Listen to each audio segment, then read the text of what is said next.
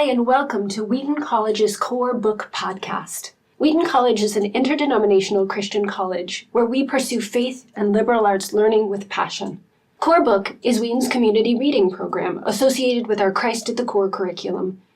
Each year we select a book and invite students, faculty, staff, alumni, parents, neighbors near and far, all communities associated with the college to join in. Believing that we read better in community, we create materials to support readers and plan scholarly and creative events to bring readers together. You can find out more at www.wheaton.edu/corebook.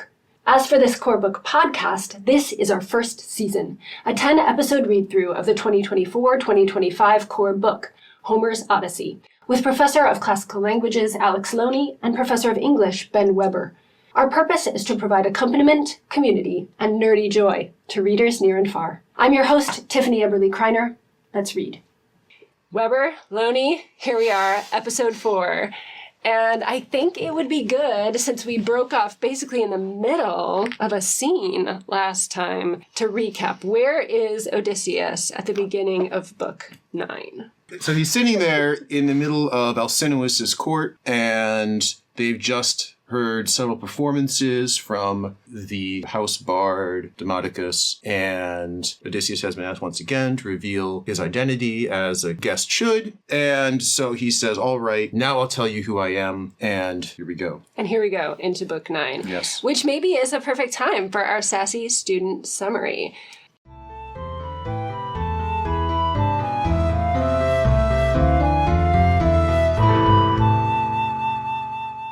This episode will cover books 9 through 10 of the Odyssey, but gird your loins, dear listeners, because books 9 through 12 contain possibly the most chaotic flashback in all of literary history.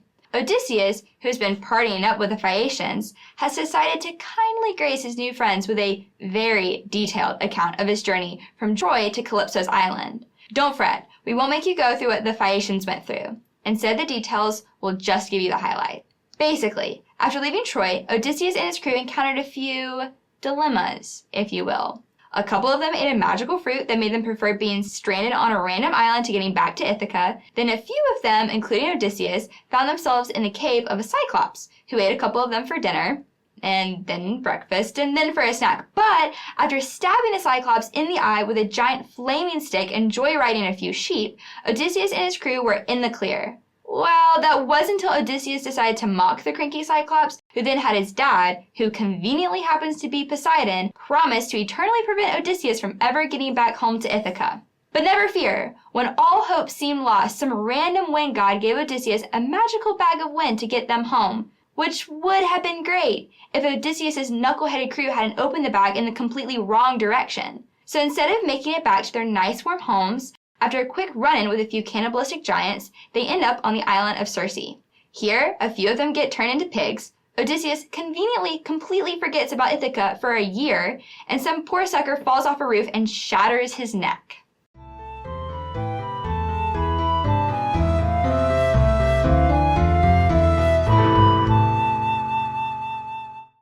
So, the beginning of book 9 is one of the most beautiful, I think, passages in the entire epic, because it, and you know how I love this, it gets meta. It thinks about what stories do and what they're for. And so I thought it might be good for us to read a little bit of the opening of Odysseus' speech that sets up the next 4 books so powerfully and beautifully. So will someone read the first little bit up to his announcement of who he is? I will read it. I've got the Fagles translation. I actually like the way he handles this a lot. Here it is. Odysseus, the great teller of tales, launched out on his story. Alcinous, majesty shining among your island people, what a fine thing it is to listen to such a bard as we have here. The man sings like a god. The crown of life, I'd say. There's nothing better than when deep joy holds sway throughout the realm and banqueters up and down the palace sit in ranks, enthralled to hear the bard, and before them all, the tables heaped with bread and meats, and drawing wine from a mixing bowl, the steward makes his rounds and keeps the wine cups flowing.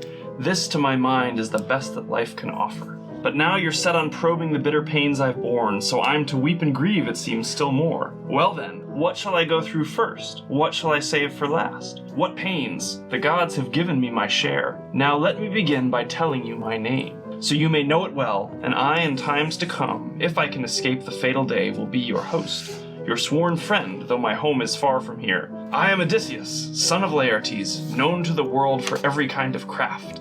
My fame has reached the sky.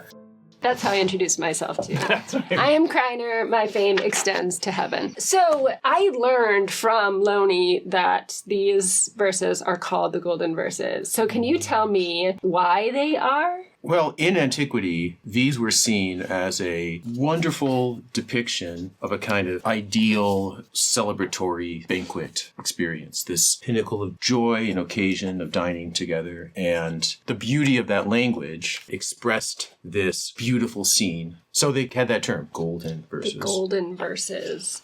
I like them, I think, because they talk about what the poem is doing a little bit. But I confess that there, for me, is some tension that I'd really be interested in hearing what you guys think. The tension seems to be, for me, between the ideal of this gorgeous banquet that you're talking about, where joy is holding sway throughout the realm, and then the idea of the story itself as being a really miserable tale. It's a great time, but the story is sad, and the gods have given Odysseus much trouble. I love that tension because I, too, experience story as powerfully joy-inducing, but also many stories are really hard to hear and listen to. And as we've been toying with the idea of the purpose of storytelling as conveyed by the Odyssey, processing trauma and grief seems a really important part of that. But for some reason, it feels good to do so in community or something. So I'm thinking about that. How do you handle that tension there? Or is it just a matter of, like, this particular story is a sad one? Well, it's sad for Odysseus. So one of the key distinctions here is that the stories Demodocus have been telling are stories about other people, the Greeks, the Trojans, the gods, and their exploits and sufferings.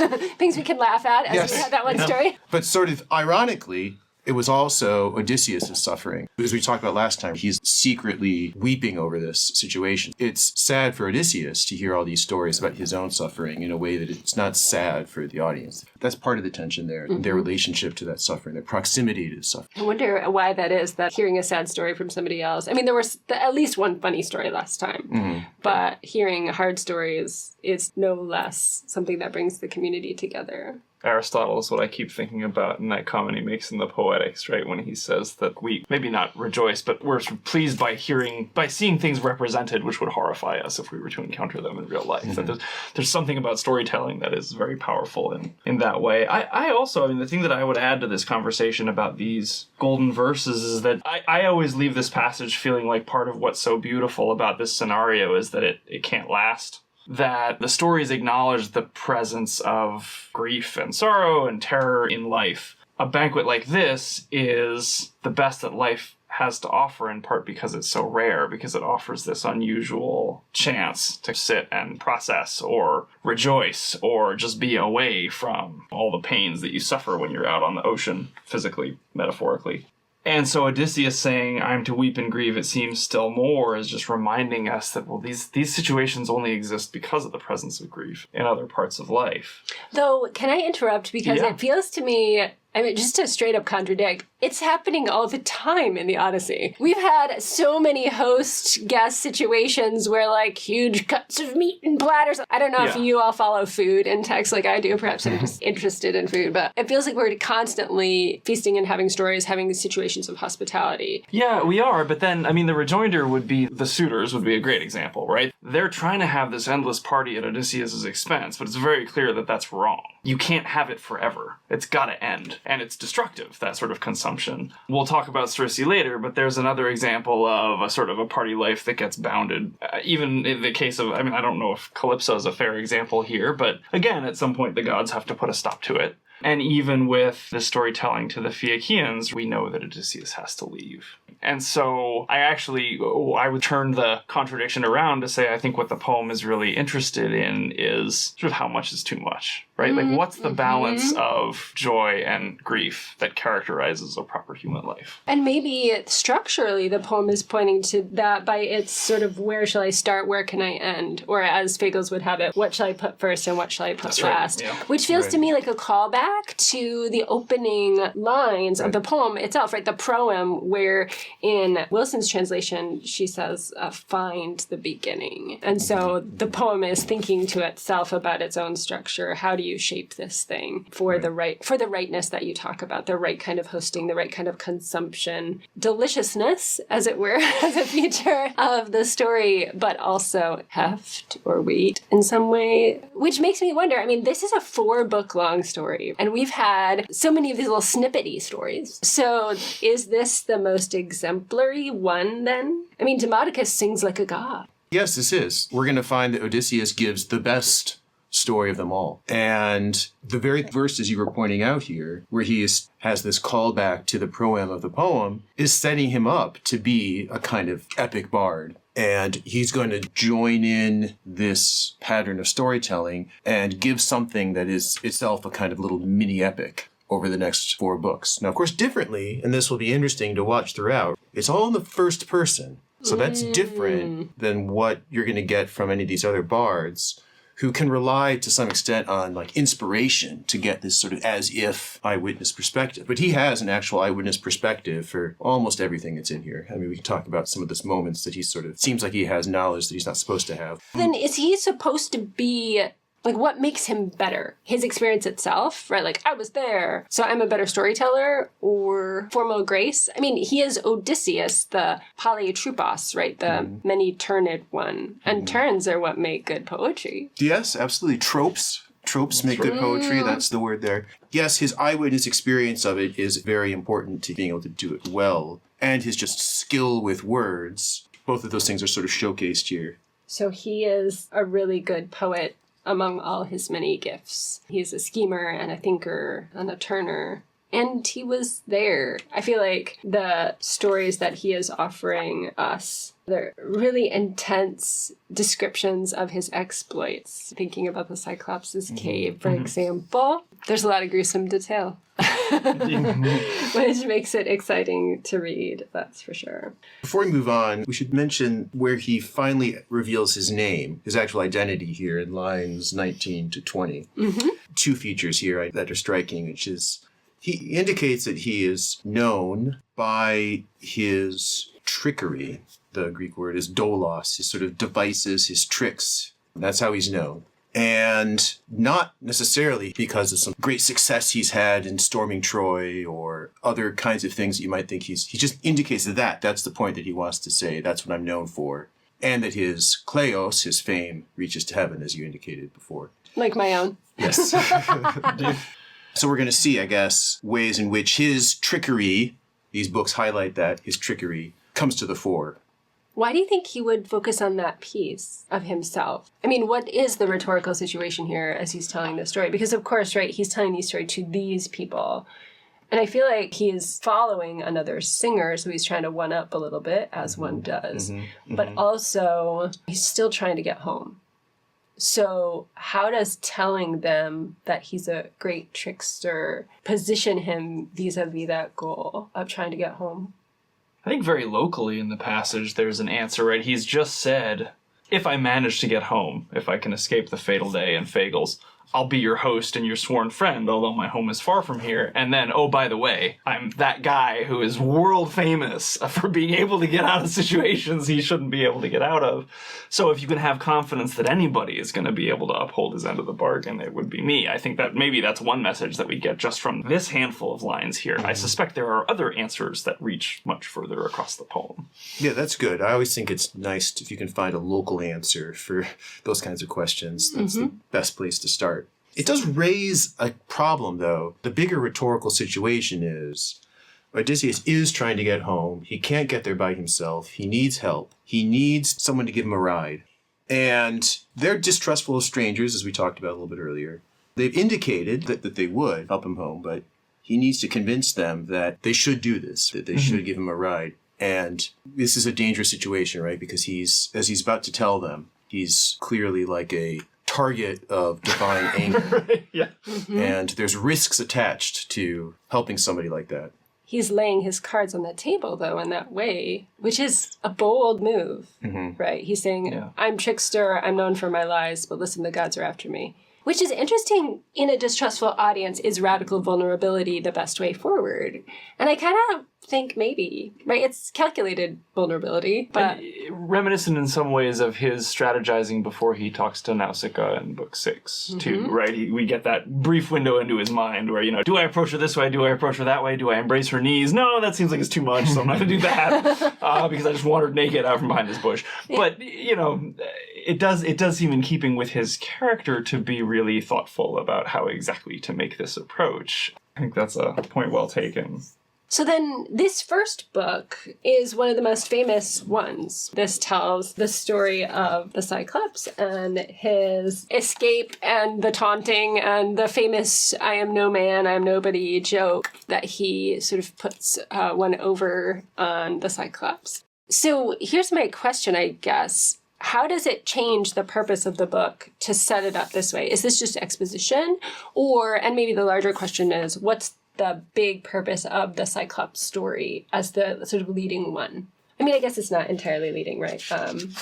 It's the first sort of big story that we get, right? A couple other things happen first, but the Cyclops is really the focus. And I would actually, extend what you said before about, books 9 through 12. Whenever I teach this, I always tell my students, if you've heard about the Odyssey but not read it, you think the Odyssey is books 9 through 12. Totally. What's interesting about the Odyssey is that books 9 through 12 are only books 9 through 12, right? They're just this one small part of this much bigger whole. And so I think one of our big questions for today about these 4 books is just how do all these stories that maybe we kind of know already change when we see them embedded in the context of the bigger poem?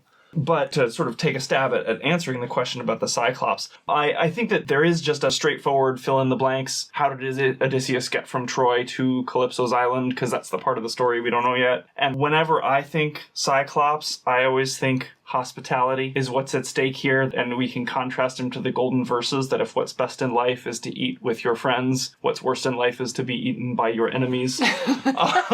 And so we get those two things sort of neatly put next to one another.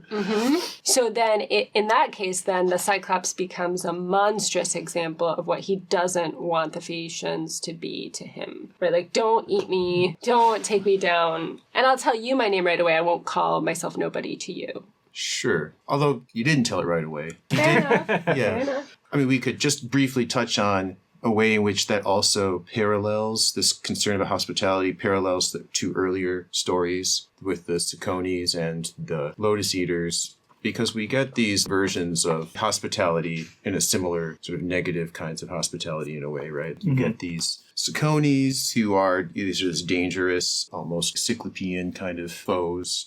And then you get the Lotus Eaters. They're almost too welcoming. And so there's a risk there that they'll delight too long in this land of the Lotus Eaters and get stuck there. Again, that's like a negative version of what one would want. Just briefly, can I ask about the Cicones, though? Like, I was shocked to read that as the kind of setup for the Cyclops story, because he gets blown off course and he just sacks the town, kills the men, takes their wives, and shares the riches. And there's no, hey, my name's Odysseus. Like, I'll just sack everything and despoil it. This feels morally complicated, though possibly customary. I don't know how to handle this as the setup. He is certainly not seeming to me to be 100% victim, if that's how he's beginning. But he does say right after that, I told him, now we need to run away, but poor us. Zeus gave us bad luck after that. Am I just reading that from the wrong era? Am I just not understanding that right? I mean, there's a certain ambiguity in what the actions they're taking. One thing that's not spelled out here is that the Cicones, the audience probably wouldn't understand this, the Cicones were a Trojan ally. And so there's some sense in which this is a continuation of the war. Okay, that helps. And that this is just kind of customary warfare activity. Although it also verges on piracy, which, is morally ambiguous. It's not necessarily the case. I mean, there's something of the Viking in archaic Greek culture where it's kind of understood that, maybe it's okay to go around and raid other towns and take their stuff. But only going so far, right? When he says they must run away, the fools refuse to listen. They were drinking wine excessively and killing sheep and cattle on the beach. And this is going to get them in trouble again and again. Yeah, that's a nice point. We'll look at that in the future, too, that the companions sometimes indulge too much. Yeah, the poem seems to just generally care a lot about boundaries for behavior. Like, what's the threshold you can't cross? And that's something I think that even some later adapters of this poem have taken a keen interest in, but perhaps more on that later. All right, Good. so the Cyclops. All right. Yes, the Cyclops. I feel like this is the part that we read in ninth grade. This is it. So as I reach back into my limited classical education, this was the part that we read. So Weber, how does this hospitality context work out for you in interpreting this section and what it's about? The Cyclops intrigues me because we're told by the poem that the Cyclopes live what we might think is this sort of golden age existence where like the earth brings forth what they need and we're told they don't have ships. They don't have to do a lot of the things that humans have to do to struggle to survive. But at the same time, Polyphemus, the Cyclops whom Odysseus encounters, is rather than being sort of in harmony and with nature and in tune with the gods, he's impious. He says, we Cyclops never blink at Zeus and Zeus's shield of storm and thunder or any other blessed god. We've got more force by far. That's around line 310 of Fagles. So sort of, well, we're stronger than they are, so we don't have to worry about them, which is a big red flag in this poem, that challenging the gods directly like that. But of course, the Cyclops isn't human, so they're in a different place. And then, so far as hospitality goes, he has no respect for Zeus, and therefore that refrain in the poem that Zeus guards guests and suppliants, the Cyclops couldn't care less. And so he takes the eat your guests option rather than the feed your guests option, and because he's so powerful, there's nothing Odysseus can do about it. Well, Except he does. it turns out nothing, yeah. I mean, but he can't oppose the Cyclops directly by force, right? And this gets back to what we were talking about. So, one feature I would just continue to say, agree with everything you said about the Cyclopes. One other element of that is that they're sort of lawless. They don't really have customs. They're authentistoi, is the word. So they're not bound by things like Xenia or laws like don't kill people. Yeah. He seems like an amazing shepherd, though. Separating the males and females for some times, not others, calling them out, caring about them. Oh, noticing, for example, when the big woolly sheep doesn't come out because it has Odysseus under it, right? So it comes out later. But that's pretty detailed observation. That's knowing your animals. So I was interested in that level of detail to establish him as a really remarkable shepherd. He's highly in tune with nature, and there's this kind of structural opposition that runs through here between culture versus nature. That's one of the main threads in here. And one of the things he represents is a sort of extreme of nature. Odysseus kind of defeats him through a trick of technology. That would explain the whole Polyphemus's responses to the taunting later are wave-inducing, the sort of throwing of rocks, and suddenly it becomes That's right. That's a good point. in a way. And maybe connects back to that question we had before, why does Odysseus want to be known for craftiness? I mean, if craftiness is tied in with what it is to be civilized, then part of the message he's sending is that I'm the most civilized person there is. Though I came to you with no clothing. Or whatever. That's right, That's like a mountain lion walking out from behind the bushes. Yeah, he sort of carries culture with him in a way then. So it's interesting. It's exactly right that he comes in with absolutely nothing. Like a lion, naked. He is the most vulnerable, empty. But yet, we know who Odysseus is. He is this master of tricks. He's got everything in himself already, in his mind, what he's capable of. Yeah. And so then that is his triumph. Stargazing, hatching plans so my men and I could survive. Weaving wiles and cunning schemes. I felt like there was one other thread that I wanted to draw attention to here, that in the beginning of the epic, in the proem, that kind of question of multiple causation of actions and activities came up as central, right? He tries, he fails, but the men die for their own mistakes, etc., right? The idea, who's doing this? Is it the gods? Is it the people? Or is it your friends? And I feel like that question is coming up again here. We have another proem, another beginning of a story where he starts to say, the gods have given me so much to cry about, but then I sacked the town, killing the men. And that, too, is a callback to the poem, he sacked the holy town of Troy. So that idea that he is a warrior, he does the sacking, he does the tricking, and yet there's also Zeus giving bad luck and men who are around him causing problems for him. So I just wanted to say that for me, I felt like when he's reviewing his story in the first person, he's really laying out all of those possible causes of things in their proper confusing, I was going to say order, but in their proper confusion as the multipleness just mixes together in his experience. In maybe all of our experiences we think about, was this you? Was this me? Right. Was this, how much do I take responsibility for? So I was feeling that even here, he causes his own problems. Like, why did you taunt him? Why? Why would you do that? What a jerk thing to do. And it just causes problems for everyone. And yet, it's Poseidon who does the thing or whatever, right? Yeah, I mean, even earlier than that, too, he expressed his regret for going into the cave. He essentially says... Oh, yes, it would have been a better decision. Oh, yeah. Line 228-ish. That's right. From the start, my companion spoke to me and begged me to take some of the cheeses, come back again, and next time to drive the lambs and kids from their pens, and get back quickly to the ship again and go sailing off across the salt water. But I would not listen to them. It would have been better their way. So there's this sense that, like, he recognizes now, after the events in the cave, that yes, I made a mistake. Just keeping going from that phrase that you were reading, one more line. Sure. I hoped to see him and find out if he would give us gifts. Now, tell me about this. Is piracy less cultured than hospitality? Oh, yeah. So, in that sense, is he sort of trying to move up a chain of culture because he's a king? Is this sort of defending himself, saying, like, I was going for the better cultural move or act so we could know each other and be known, share this food, etc.? I wonder if that's defensiveness or if the poem is defending him as an agent of culture. After our discussion, I suddenly wonder. That's a good idea. I think there's probably something to that he's indicating this desire to create this guest-host relationship here. But at the same time, like, he ends up just becoming a pirate. He's just going to take the stuff from the Cyclops. Well, I mean, is that a subtle threat to the Phaeacians? Right, like, Yeah. if you don't establish this guest-host relationship, I'm just going to take your stuff. If you mess with the bull, you get the horns, essentially. You know. That's an interesting possibility. I mean, well, anyway, shall we, do you have anything more to say about Book 9, or shall we move on to Book 10? No, we should. There's a couple last things, I think. Okay, please, yeah. We should note that one very important narrative function, of course, as you mentioned the boasting, he reveals his identity to the Cyclops after he had done this whole thing and managed to blind him and escape in a cunning way. And it's because of that Polyphemus is able to tell Poseidon who it is who hurt him.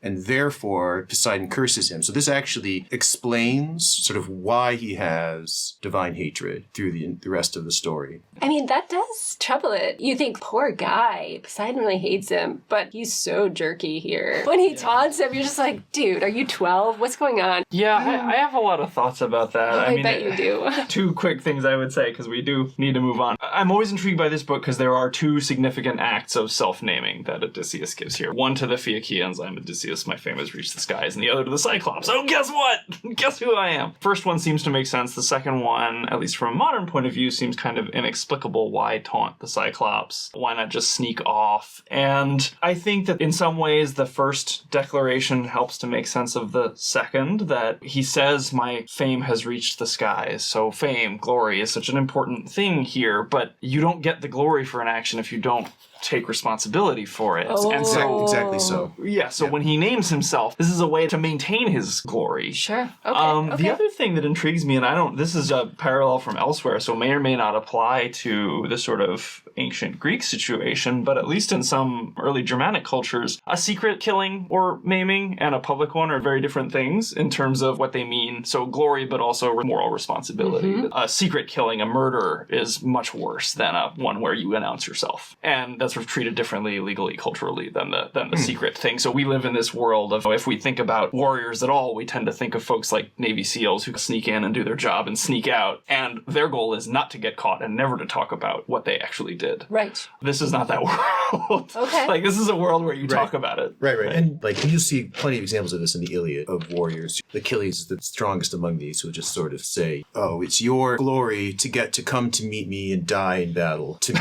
who's even better than you. That's right. So trash talking is just too gentle a term for what this is. This is really significant, the boast. I think so, yeah. You know, this poem asks a lot of questions about what a good life is, and also what a good legacy is. And if you are immortal, the only sort of immortality you can hope for is glory. And so whatever you do to win glory is so important. That's your future. That's your legacy after you die. Well, so then the poem is not asking us to judge Odysseus harshly for that move.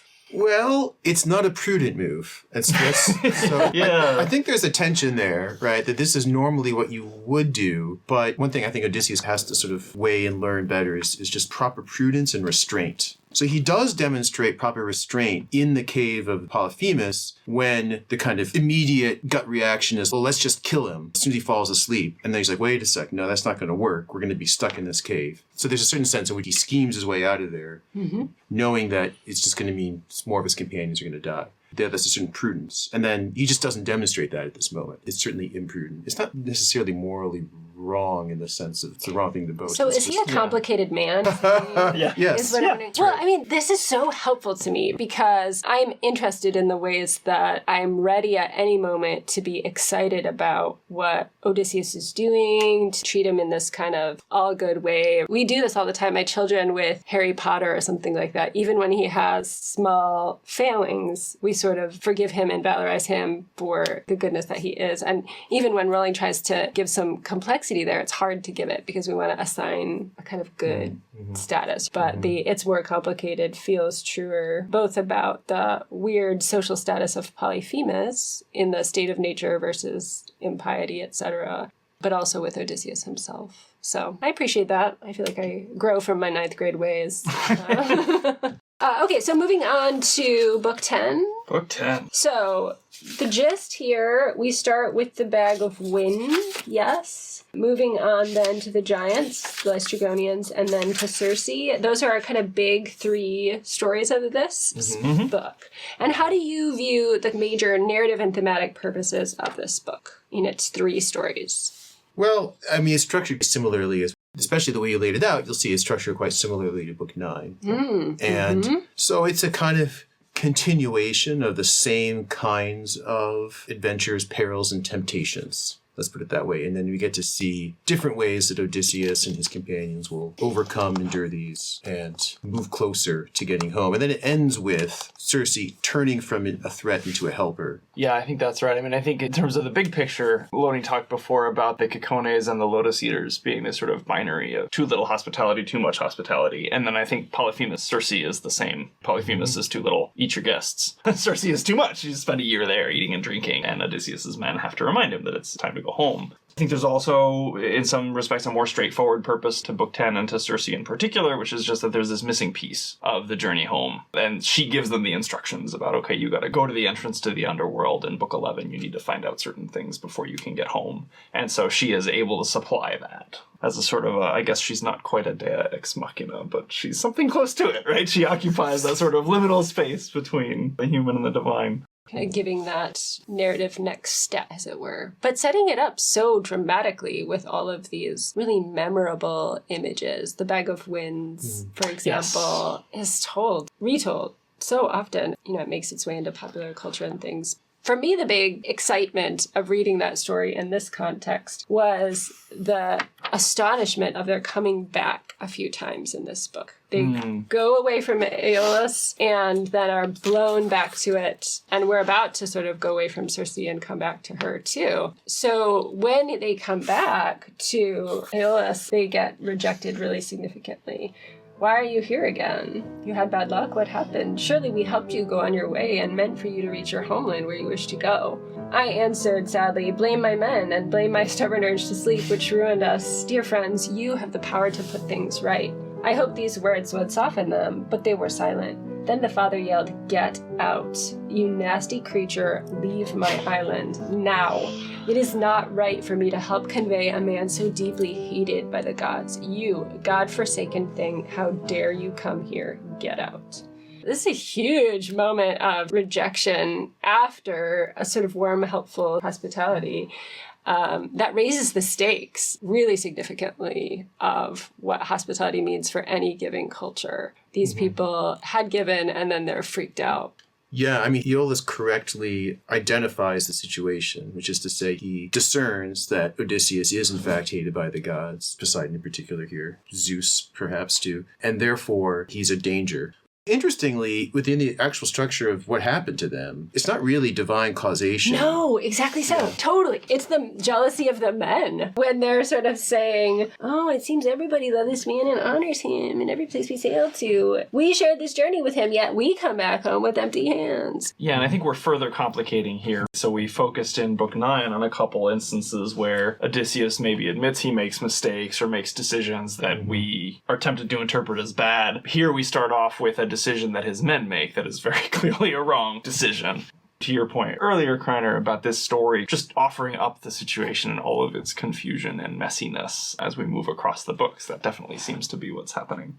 I think we should keep in mind, again, the rhetorical context, because Odysseus contains all of these little moments of possible self-critique, even of kinds of parallels to the situation with the Phaeacians, where you would think that's not going to be a helpful thing to include in your story. You know, if you're trying to ask them for help home, and they already know, because like at the end of Book 8, we saw that they have this prophecy about helping people and how that's going to get them in trouble eventually from Poseidon. And now you have this sort of model of here's a semi-divine figure who might help them get home, but he is suspicious of helping them because he's worried about the gods hating him. Well, hopefully they're not like listening too closely at this moment. Or maybe it's supposed to be a negative parallel. You know, be generous, even though I'm hated by the gods, and, you know, don't be like Aeolus, but do in fact help me.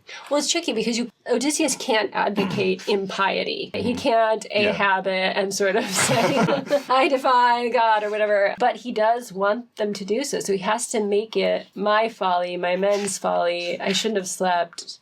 Yeah. So people think, wow, that guy went over the top in his response. Even the repetitiveness of Aeolus's response here is kind of harsh. So I wonder whether the listeners believe the whole situation is complicated. Are they more willing to be like, well, our cultural value is hospitality. Even with this prophecy, this is what we do. Not to rebel against the gods, but to be immersed enough in complexity to be able to do the thing. They do pay, right? They pay really significantly for what they do. Yeah, we'll have to talk about that next time. It's Mostly what I'm thinking is that this is actually helping to put Book 11 a little bit into perspective. Okay. So talking about that at the appropriate time, I suppose. But yeah, I mean, at this very moment in the narrative, I would agree that it doesn't seem like this part of the story serves Odysseus's purpose necessarily, except insofar as he's trying to tell a really vibrant story. So it serves his purpose in trying to one-up Demodocus, if we're sort of looking at it that way, but it doesn't serve his purpose in terms of maybe persuading the Phaeacians that like, oh yeah, you really ought to help me, even though Aeolus said that the gods hate me and it's a crime to do so. Yeah, so I mean, he's like both a negative, and Aeolus is both negative and positive on this hospitality spectrum, right? He starts out very positively. Yeah. They feast there for like a month or something and they get help, but then in the end, he doesn't help them. Is there another side to this? And I think maybe, Lonnie, this is a question for you, that part of being a good guest is using the gifts you receive responsibly, and so when you squander them in the way that his men does, like that itself is a sort of a violation of the relationships. If it's meant to be reciprocal, sort of you help me so I can help you in the future. Right. If I take your stuff and then waste it, then what good am I to you? I mean, that's logical, but it doesn't have to be true, right? Yeah, it seems right. Like it shows a certain amount of ingratitude, perhaps. But it's true that Aeolus doesn't name that as the reason. What he names as the reason is, oh, clearly the gods hate you, and I can't help you. That's just a fascinating way to interpret that situation. Yeah. Now, as far as the Laestrygonians, can someone just tell me why we have another scene of getting eaten? I remember cartoon versions of the Odyssey that I saw when I was a child, and just giants eating people again and again. One element is just, it's another moment at which you get bad eating, bad food culture, let's put it that way. So the suitors, you know, later in the poem and earlier already we've seen are dining in an improper way. The companions will continue to dine in an improper way. So here's just another example of somebody who really takes to the extreme of improper dining. But the companions and the suitors are each sort of similar in a way to these cannibals, which will be interesting to note later on. Of course, cannibalism itself is just sort of this nadir of crime, right? It's sort of one of the worst kinds of things you could do for a Greek mind. So you got to like get the most monstrous possible thing in there in your adventure story. Yet, Circe seems to be one of the most memorable stories of the entire epic, and maybe seems to take most of the focus of this. I guess I had forgotten after Polyphemus that any other eating had even happened, because Circe is so persuasive and provocative a tale. How do you understand the role of Circe's tale in this book? Yeah, so again, I mean, picking up on what we said before, that she represents dangers of a certain kind of really generous hospitality. In other words, the desire that you might just stay there forever. And I think the lotus is kind of the emblem of that danger, that you never want to leave. But Circe's enchantments have a little bit of that. You won't be able to leave because you'll be a pig or whatever. Which, raises interesting questions about why do they get changed into pigs? What does that mean? I think it's hard not to put Circe together with Calypso as these female goddess figures who are part of Odysseus's journey and who seem to offer this possibility of just hanging out with them forever and playing house instead of going back to his wife and his homeland. Presumably he would eat his own men if he did so, though. Yeah, that is a threat. I suppose that's one of the reasons why they're turned into pigs, and then they're sort of fattened with acorns, like they're getting ready to be the feast. Like sort of like any of these other classic little cannibal scenes. All of a sudden I'm thinking about Return of the Jedi and the Ewoks are like about to roast the heroes. Yes. There is this sort of atavistic fear of being devoured that seems to permeate a lot of our literature. It's even funny in like the little completely harmless furballs of the Ewoks. All of a sudden there's that notion that they're about to be cannibals. In the Odyssey, pigs have a pretty significant role, right? Eumaeus is a swineherd, that great figure of awesomeness, my personal hero. But then also the idea of pigs being consumed so much by the suitors in Odysseus's house. So if the men themselves become consumable, if Odysseus's men become consumable, it's another thing of his that's getting eaten up, another part of his household that is being eaten up. We're perfectly willing to be horrified by giants eating people, but to what extent are we willing to be horrified by somebody consuming somebody else's property in some way? So how mad are we at the suitors at this moment? I don't know. We're supposed to be pretty mad at them. So, is this supposed to ratchet up our sense of it thematically? I mean, do you read the pigs that hard? I guess I don't know. We were talking before, there's a little bit of a tradition about them being transformed into pigs as a kind of reflection of their character and the sense that they are sort of mindless eaters. The way that you tend to think of pigs is, you could say today somebody's eating like a pig. There's perhaps something to that. We saw that earlier with this little Cicones episode, right? Like some of them just stayed too long eating and drinking, and then they got in trouble. Mm-hmm. And then we'll certainly see that at the end. With the Helios. With the cattle Helios. Yeah. And even the Bag of the Winds, I mean, they're not trying to eat, but they are looking for money. That they're sort of... avaricious or something. Yeah, right. That they're too caught up in sensory pleasures or means of consumption. I feel so bad for them, though. I cannot deny that I just feel compassion at their situation. All the rowing. They get I guess they get moral complexity is what they get. On the one hand, especially when they get to Helios' cattle situation, they're like really actually hungry. There's that really, I mean, we maybe shouldn't jump ahead, but there's that really interesting moment where they basically say to Odysseus, like, we're not heroes like you. Can you please give us a break? Which is really interesting. To be a hero is a double-edged sword, right? You have this enormous capacity to do things, but that capacity also seems to burn out all the people around you. Now, he stays for a while here in Circe's company, feasting for a year. A whole year we feasted there on meat and sweet strong wine. But when the year was over, when months had waned and seasons turned, each long day had passed its course, my loyal men called to me and said, it's time to think of our own country. It seems like Odysseus isn't even ready to go at that point, and the men are the ones who prompt him. We were talking earlier, Kreiner, and you pointed out that there's an element of just needed respite here. That before this, right, she had just said, lines 460, come now, eat your food and drink your wine until you gather back again into your chest the kind of spirit you had in you when you first left the land of your fathers on rugged Ithaca. You're all dried out, dispirited from the constant thought of your hard wandering, nor is there any spirit in your festivity because of so much suffering. Mm-hmm. So there's some sense in which, they probably do need restoration in order to go on home. But there's a threat that they overdo it here. Yeah, and that's that issue of balance that we were talking about before. How much is too much when it comes to feasting, resting, all these things. Especially when the next book is such a low point, a high point of that kind of journey, right? Like, you have to encounter everything. You have endured too much, and yet you must now go to the land of the dead.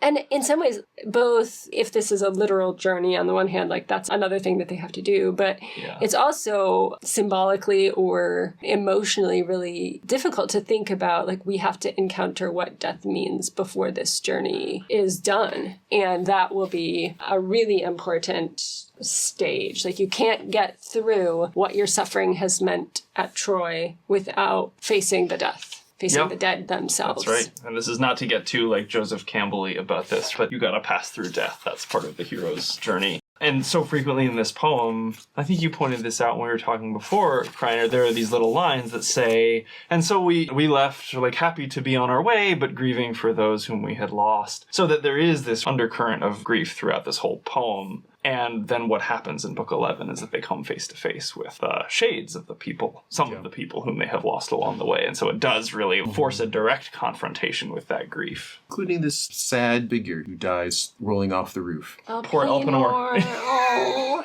gosh, you just gotta feel some compassion for a guy not too smart, or whatever they say. That's right, not too brave and not too smart. I love that because that's the most practical version, right? Like, the men that he lost, that he tried to come home with, he failed, and for their mistakes they died. That part from the poem is put personally in that figure. We've got 2 men were eaten here, another 2 men, 6 from each ship were eaten here. And so you've got all these, like, nameless folks.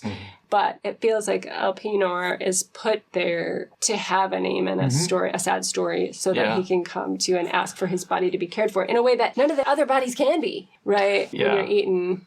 I'm also touched by the fact that the poem names him as the youngest. At least the youngest survivor. And I mean, that's in part because a lot of... There are some Old English heroic poems, and I'm thinking specifically of the Battle of Malden, that make a big deal out of the youth and age of the individuals involved. But also in the Iliad and the Aeneid, very often when a young hero confronts an old hero, the young one tends to die.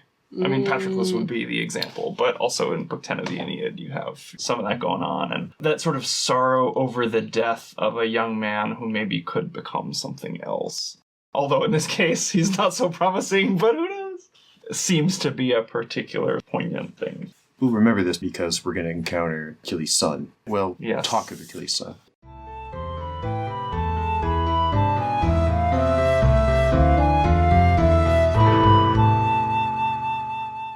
This is the time in our podcast where we share with you films and music and books of poems and stories that engage the Odyssey. We're not particularly recommending these resources, more just sharing what we're hearing. And we'd love to hear what you're seeing show up in culture about the Odyssey. If you would email us at core.studies@wheaton.edu.